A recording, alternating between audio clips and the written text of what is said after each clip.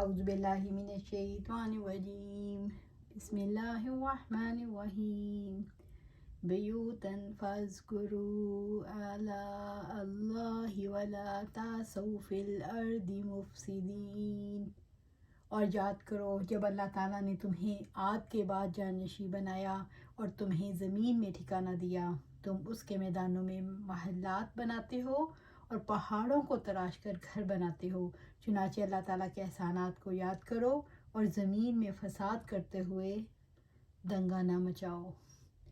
وَاذْكُرُوا إِذْ جَعَلَكُمْ خُلَفَاءَ مِن بَعْدِ عَادٍ، سورۃ الاعراف آیا 74۔ اور یاد کرو جب اللہ تعالیٰ نے تمہیں عاد کے بعد جانشین بنایا۔ صالح علیہ السلام نے فرمایا کہ اس انعام کو یاد کرو جو اللہ تعالیٰ نے تمہیں قوم عاد کی ہلاکت کے بعد زمین میں ان کا جانشین بنایا۔ وَبَوَّأَكُمْ فِي الْأَرْضِ، اور تمہیں زمین میں ٹھکانہ دیا، یعنی تمہیں زمین میں بہترین ٹھکانہ عطا فرمایا۔ صالح علیہ السلام نے اپنی قوم کو کون کون سے انعامات یاد دلائے؟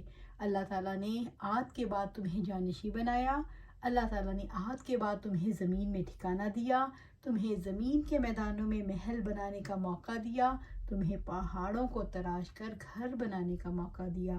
تَتَّخِذُونَ مِن سُهُولِهَا قَصُورًا وَتَنْحِتُونَ الْجِبَالَ بُيُوتًا، تم اس کے میدانوں میں محلات بناتے ہو اور پہاڑوں کو تراش کر گھر بناتے ہو۔ قوم سمود پہاڑوں کو تراش کر گھر بناتی تھی اور میدانوں میں محلات بناتے تھے۔ ان لوگوں کی قد و قامت بھی بہت بڑے اور عمریں بھی بہت لمبی ہوتی تھیں۔ اگر وہ عام لکڑی کی چھت والے مکان بناتے تو بنانے والے کی زندگی ہی میں کئی بار بوسیدہ ہو کر گر پڑتے تھے۔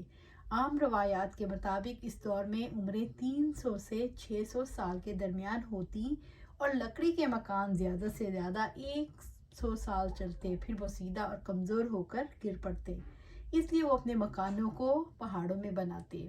اعلیٰ درجے کے سنگ تراش اور انجینئر تھے، پہاڑوں کو اندر سے تراش تراش کر مکان بناتے جن میں کھڑکیاں، دروازے، سب کچھ ہوتا تھا، اور ان کی پائیداری کی وجہ سے ایک طویل عرصے وہاں گزار سکتے تھے۔ اور کسی ہموار زمین پر مکان بناتے تو وہ بھی اتنا مضبوط ہوتا جیسے کوئی محل کھڑا کر دیا گیا ہو۔ اللہ تعالیٰ کی کثیر نعمتیں۔ اللہ تعالیٰ نے قوم سمود پر بہت احسانات کیے۔ صالح علیہ السلام نے اپنی قوم کو اللہ تعالیٰ کے فضل و کرم، اس کی قوت اور رزق جیسے انعامات یاد دلائے تاکہ قوم اس کا شکر ادا کرے، اس کی عبادت کرے اور بتوں کی بندگی نہ کرے۔ انہوں نے فساد کے برے انجام سے ڈرایا۔ وَلَا تَعْثَوْا فِي الْأَرْضِ مُفْسِدِينَ، اور زمین میں فساد کرتے ہوئے دنگا نہ مچاؤ، یعنی زمین میں شرک اور نافرمانی کے کاموں کا ارتکاب کرتے ہوئے نہ پھرو۔ اس دعوت کا ہدف قوم کی ہدایت اور اصلاح تھی تاکہ وہ شرک، شر اور فساد کے برے انجام سے بچیں۔ قال الملأ الذین استکبروا من قومہ للذین استضعفوا لمن آمن منهم اتعلمون ان صالحا مرسل من ربہ قالوا ان بما ارسل بہ مؤمنون۔ اس کی قوم کے سرداروں نے جو بڑے بنے ہوئے تھے، ان لوگوں سے جو کمزور سمجھے جاتے تھے، ان میں سے ان کے لیے جو ایمان لائے تھے ان سے کہا، کیا تم جانتے ہو کہ صالح اپنے رب ہی کا بھیجا ہوا رسول ہے؟ انہوں نے جواب دیا، یقیناً ہم اس پر ایمان رکھتے ہیں جس کے ساتھ اسے بھیجا گیا۔ سورۃ الاعراف آیا 75۔ قال الملأ الذین استکبروا من قومہ، اس کی قوم کے سرداروں نے، صالح علیہ السلام کی قوم کے سرداروں نے جو بڑے بنے ہوئے تھے، قوم کے سرداروں نے تکبر سے ٹھکرایا۔ للذین استضعفوا لمن آمن منہم، ان لوگوں سے جو کمزور سمجھے جاتے تھے، ان میں سے ان کے لیے جو ایمان لائے تھے۔ چونکہ تمام کمزور لوگ مومن نہیں تھے، اس لیے انہوں نے کمزور ایمان والوں سے کہا، تمہیں یقین ہے صالح کو پیغمبر بنا کر بھیجا گیا ہے؟ قالوا ان بما ارسل بہ مؤمنون، یہ جاننے کے لیے کہ وہ صالح علیہ السلام کو سچا سمجھتے ہیں یا جھوٹا۔ مومنوں نے کہا، جو وہ لے کر آئے ہیں ہم اس پر ایمان رکھتے ہیں، یعنی اللہ تعالیٰ کی توحید اور اس کے احکامات و نواہی پر ایمان رکھتے ہیں۔ قوم کے سرداروں نے جواب دیا، ہم اس چیز کا انکار کرنے والے ہیں جس پر تم ایمان لائے ہو۔ انہوں نے اونٹنی کے پاؤں کاٹ ڈالے۔ سوسائٹی کے کمزور لوگ ہی ایمان کیوں لاتے ہیں؟ کمزور لوگوں کے لیے کوئی نفسیاتی رکاوٹیں نہیں ہوتی۔ انہیں اپنے مقام اور مرتبے سے گر جانے کا خوف نہیں ہوتا۔ انہیں مال کے چھن جانے کا کوئی فرضی غم نہیں ہوتا۔ سچائی کے اور ان کے درمیان کوئی رکاوٹ نہیں ہوتی، اس لیے جو ہی سچ ان کے سامنے آتا ہے وہ اسے قبول کر لیتے ہیں۔ کمزور لوگ ایمان لانے کے بعد کیسے ہو جاتے ہیں؟ کمزور لوگ ایمان لانے کے بعد کمزور نہیں رہتے۔ ایمان ان کے دلوں میں اطمینان اور یقین پیدا کرتا ہے۔ انہیں اپنے عقیدے پر یقین ہوتا ہے۔ ایمان ان کو دلوں میں قوت اور جرأت بھر دیتا ہے، اس لیے ان پر کسی ڈراوے کا، مذاق کا کوئی اثر نہیں ہوتا۔ اس لیے انہیں سچائی کا اقرار کرتے ہوئے کوئی خوف نہیں رہتا۔ اللہ سبحانہ تعالیٰ سے دعا ہے ہمارا ایمان بھی ہمارے دلوں میں اطمینان اور یقین پیدا کرے، اور ہمیں عقیدے پر ایسا پختہ یقین ہو کہ ہمارے دلوں میں قوت اور جرأت بھر دے۔ آمین یا رب العالمین۔ قال الذین استکبروا ان بالذی آمنتم بہ کافرون۔ ان لوگوں نے کہا جو بڑے ہوئے تھے، بلا شبہ جس پر تم ایمان لائے ہو ہم اس کا انکار کرنے والے ہیں۔ سورۃ الاعراف آیا 76۔ سرداروں نے تکبر کی وجہ سے جواب دیا کہ ہم اس چیز کا انکار کرنے والے ہیں جس پر تم ایمان لائے ہو۔ تکبر کی وجہ سے انہوں نے اطاعت نہ کی، حق قبول نہ کیا اور کافر ہوئے۔ قوم سمود نے دعوت کا کیا جواب دیا؟ قوم سمود نے نصیحت قبول نہ کی۔ قوم سمود اپنے بگاڑ کو ماننے اور اپنی اصلاح کرنے کے لیے تیار نہ ہوئی۔ قوم سمود نے سرکش بن کر رہنا چاہا، جبکہ ان کے ارد گرد کی کائنات اللہ تعالیٰ کی فرما بردار تھی۔ قوم سمود نے حد سے تجاوز کر کے زندگی چاہی، حالانکہ ہر چیز اپنی حد میں رہ کر عمل کرتی ہے۔ قوم سمود نے اللہ تعالیٰ کی اصلاح یافتہ دنیا میں بگاڑ پیدا کرنا چاہا، اس لیے دنیا میں رہنے کے نااہل قرار دیے گئے۔ قوم کے سرداروں نے صالح علیہ السلام کی دعوت کو قبول کرنے سے انکار کیوں کیا؟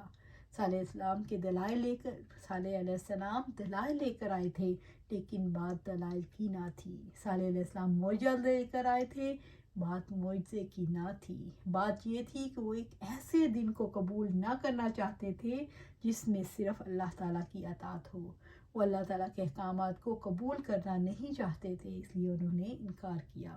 صالح علیہ السلام کی دعوت کو قبول کرنے والے اور اس دعوت کا انکار کرنے والوں کی سوچ میں کیا فرق تھا، اور ہم نے دیکھنا ہے ہم کس میں شامل ہیں، مومنین صالح یا منکرین صالح، یعنی کہ ہم بھی مومنین محمد صلی اللہ علیہ وسلم ہیں یا منکرین محمد صلی اللہ علیہ وسلم۔ دل سے تو ہم کہتے ہیں لیکن عمل سے کرتے ہیں یا نہیں، دیکھتے ہیں۔ مومنین صالح نے صالح علیہ السلام کے پیغام کو دیکھا، منکرین صالح علیہ السلام نے کی شخصیت کو دیکھا۔ پیغام کی طرف مومنین نے کیا کیا؟ پیغام کی طرف نظر کرنے والوں کو پیغام میں حق کے دلائل اور سچائی نظر آئی تو وہ صالح علیہ السلام کے ساتھی بن گئے، لیکن منکرین نے شخصیت دیکھنے والوں کو صالح علیہ السلام میں ظاہری بڑائی نظر نہ آئی، یعنی انہوں نے شخصیت کو دیکھا۔ مومنین نے دلائل سے سچائی کو پا لینے والے یقین کی منزل تک پہنچ گئے، منکرین ظاہری عظمت نہ دیکھنے پر مشتبہ ہو گئے۔ مومنین وہ حضرت صالح علیہ السلام پر لے آئے، اور منکرین انہوں نے صالح علیہ السلام کا انکار کر دیا۔ مومنین انہوں نے سچ کا ساتھ دینا نصیب ہوا، اور منکرین کو انہیں سچ کا ساتھ دینا نصیب نہیں ہوا۔ تو ہمیں بھی یہ سوچنا ہے کہ ہم کس گروہ میں کھڑے ہیں، مومنین میں یا منکرین میں۔ فَعَقَرُوا النَّاقَةَ وَعَتَوْا عَنْ أَمْرِ رَبِّهِمْ وَقَالُوا يَا صَالِحُ ائْتِنَا بِمَا تَعِدُونَ إِن كُنتَ مِنَ الْمُرْسَلِينَ۔ چنانچہ انہوں نے اونٹنی کی ٹانگیں کاٹ ڈالیں اور اپنے رب کے حکم سے سرکش ہوئے۔ انہوں نے کہا، اے صالح، اگر تم واقعی رسولوں میں سے ہو تو ہم پر لے آؤ جس کی تم دھمکی دیتے ہو۔